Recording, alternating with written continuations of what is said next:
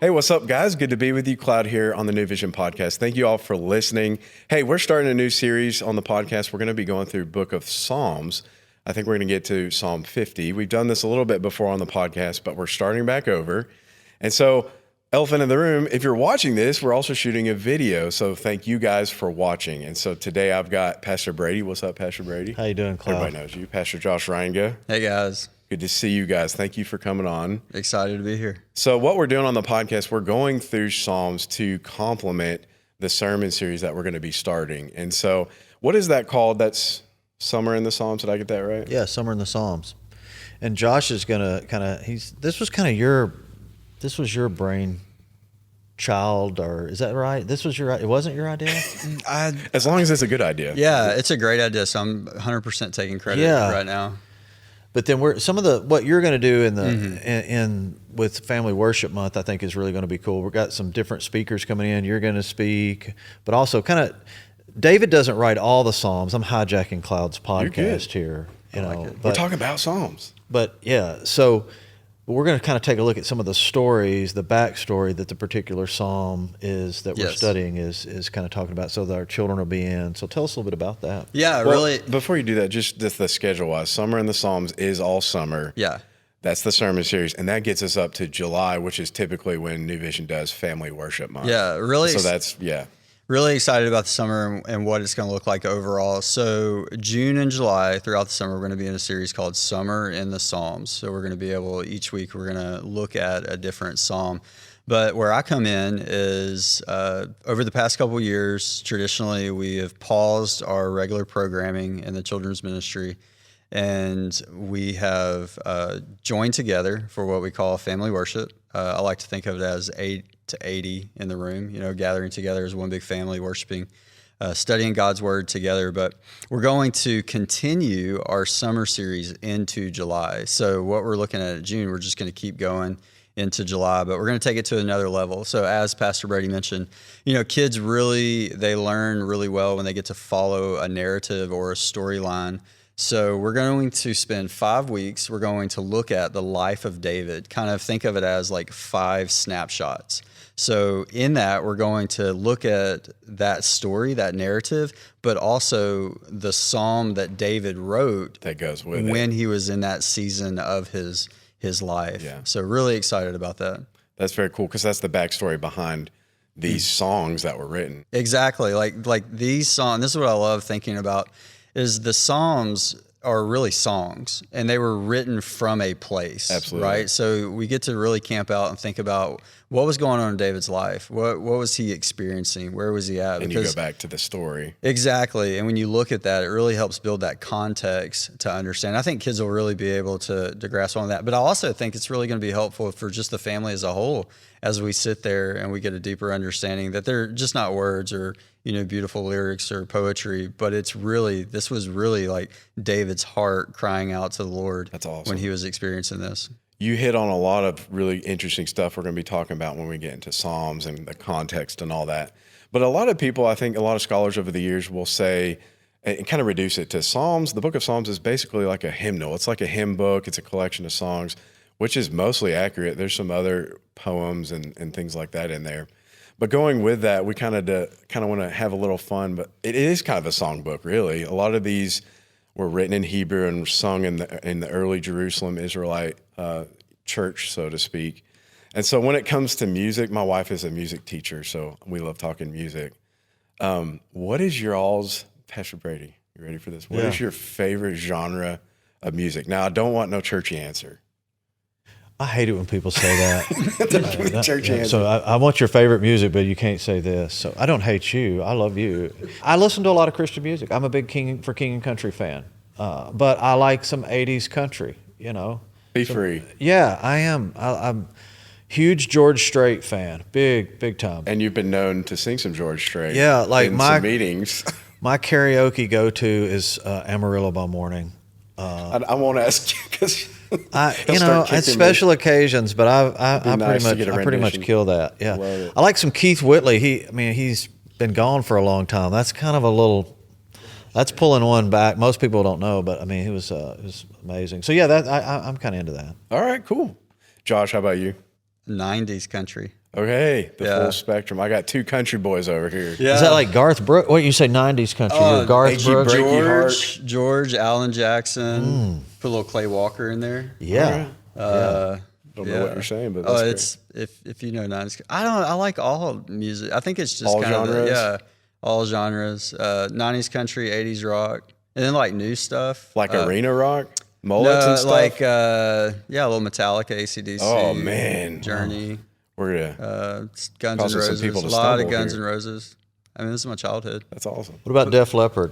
A little bit, Yeah. a little bit. Yeah. But then I'm a huge Need to Breathe fan. Ellie Holcomb. Gotta throw it. I mean, in. and then you have like Lauren Daigle. You know, You're just trying to redeem all your sinful past. And your What, music. you actually, if you listen to, you can kind of follow my testimony, progression. Yeah. right? People don't know about Josh because he sort of presents as like this very hip, sort of, buttoned up kind of guy, But you grew up in the sticks, man. did. You're a country dude. I right? did. Yeah. Are you from Mississippi? Did I get that? right? Louisiana. Louisiana. I was Yeah. close. Yeah. One red light town, born on the river. That's the Lord's Yeah, country right there. that's right. So the country, it makes sense. Yeah, small town kid. That's cool. Well, I like when people ask me that, I always say 60s music because it's like a whole decade.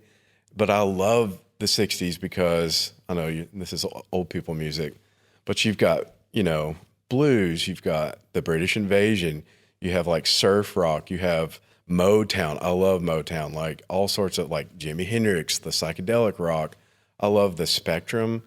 And so I kind of like, oh, that's cool because I could talk about my favorite music when we talk about Psalms, because Psalms is built up of so many different genres within itself. There's so many different moods or emotions. And so Pastor Brady, ultimately we're doing this sermon series going through the book of Psalms.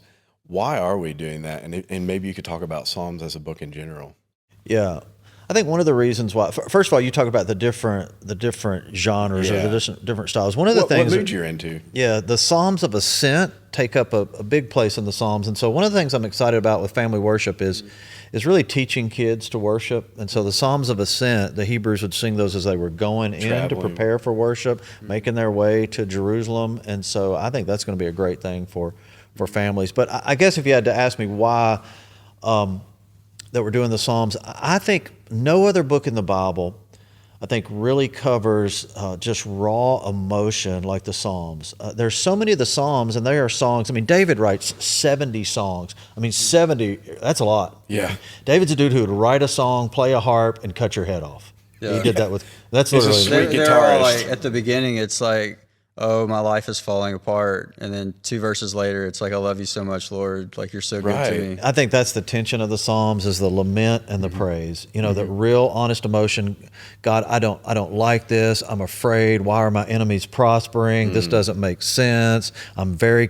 That's the way we feel in our life. I mean that, and the Psalms is just when you read it, it's just raw. You can relate to it, but then it offers hope. Yeah. On the other side, so it really that I don't know why I'm doing my hands this way. It feels right, but the tension of it is really That's a real thing. yeah really good.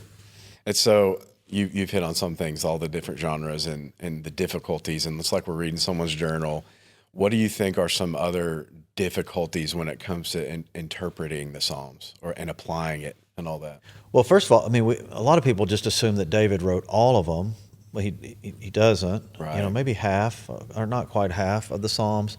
But then sometimes some people look at the Psalms kind of like Proverbs, where you can just sort of pick and choose, and I just read this one and that one. But there is some order to it. It really is made up of 5 books in the Psalms. So, I mean, these songs were written through a long period of time, but they were really collected or compiled as the children of Israel come back out of their Babylonian captivity. And so there's a rhythm to it. There's a movement to it that really chronicles God's redemptive work through the children of Israel, and then this expectation of coming Messiah. So I think it's best served really reading all the way through it. And I hope we're able to do that as a church throughout the summer, as we just do that. And I think it'll really kind of jump out and mean so much more. So, I mean, the sermon series, we're picking Psalms from different places. Is there kind of is that your favorite Psalm? kind of. Yeah, that's the way we're doing it, and that's Nasser's idea. So yeah, that was It'll still him. be good. Yeah, he's not even on the podcast here today, but no, his idea was let's just take our favorite one through the summer and do that. And so the podcast will help to kind of Right. connect everything together. But yeah, we're looking at sort of our favorite Psalms. I am going to start with Psalms 1. That's a good place to start because it really sets the stage for what we're going to take a look at. And it really shows a picture of the life that God really chooses to bless. And it's amazing. So much stuff there. But we're also going to get a chance to hear from some, Alex Hamaya is going to Yeah, be he's here really during this good. series. Yeah, it's my wife's favorite preacher, so that's awkward. But he's going to be here. And so I know you're going to preach through this in this series. So it's going to be a lot of fun. Yeah. If you had time, what is your, off the top of your head, because you have to pick like 4 favorite Psalms in this series, but Yeah. what is probably your favorite? Yeah, there's so many good ones. It just kind of depends on the time. I like Psalms 119 because it's the longest, and those who know me, I like length. I mean, like I like to preach for a long time, 50-minute sermon. talk for a long time. Yeah, so Psalms 119, but Psalms 119 is fascinating because it really goes through the Hebrew alphabet. And like A is for the awesomeness. It doesn't say that, but it shows a different facet of God all the way through the alphabet. And it's really showing that our God is inexhaustible. Like and so as you read through it, I mean, you just fall deeper and deeper in love with the majesty, power of our God. So I love Psalms 119. That's a good one. Love of the word. Yeah. Josh, you have one? It's a tough question, and I think back what we were talking about with favorite songs, like music.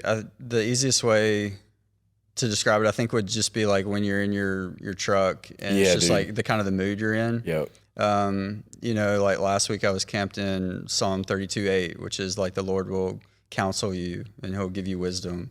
He'll tell you what you need to do if you seek Him, and that's just where I was at. Last week. Or maybe it's tough. 118. The Lord is my rock, my fortress. Running to Him. But then there's day. It's like it's a great day. You're rolling the windows down. You open the sunroof, and you're just blaring some good comfort music. Like the Lord, just praise the Lord for His goodness. So I don't think there would be like one song, but I think it would be a lot like kind of that playlist that's in Like a in your theme. car. Just kind of where you're at in that day. And that's what I love going off with what Pastor Ray was saying is there's a psalm for everything. Yeah. Just like there's a song for, everything in your life. And I think they're all rooted in the same thing, is just seeking the Lord. Because when you face whatever that is, good or bad, you kind of have 2 choices where you can go to the Lord or from the Lord, right? And just Right. anytime you seek Him, there's a psalm for that. And being able just to sit in that and meditate in that. I mentioned that my wife, she teaches music and she also studied music. She was giving me a hard time. We were driving. I had a playlist on. It was my rock. She's like, you always listen to music that's like angry or sad. And I'm like, well, I mean, Psalms has a lot of that in there. Mm-hmm. And I think those are my favorites when it comes to like, life is hard or you're upset or angry or sad about something. And it's just, going to the Psalms is oftentimes what helps people cling to God. Mm-hmm. And so that would be my personal, like, what do I want people to get from the podcast and the sermon series, Family Worship Month, is we're clinging to God in this specific genre, poetry and music through Scripture. And so I'm going to turn it over to you guys. Like, what's one thing you want people to take away from what we're doing?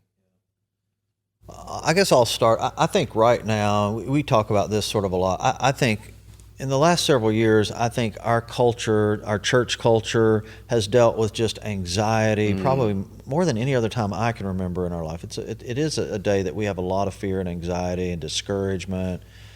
And I think Psalms offers some real hope. I think it's a place to go and just have our real feelings, honest feelings, but then find some real hope for that. So I'm always thinking about freedom for our people, and I think Psalms can really bring some emotional freedom, and that's what I'm excited about.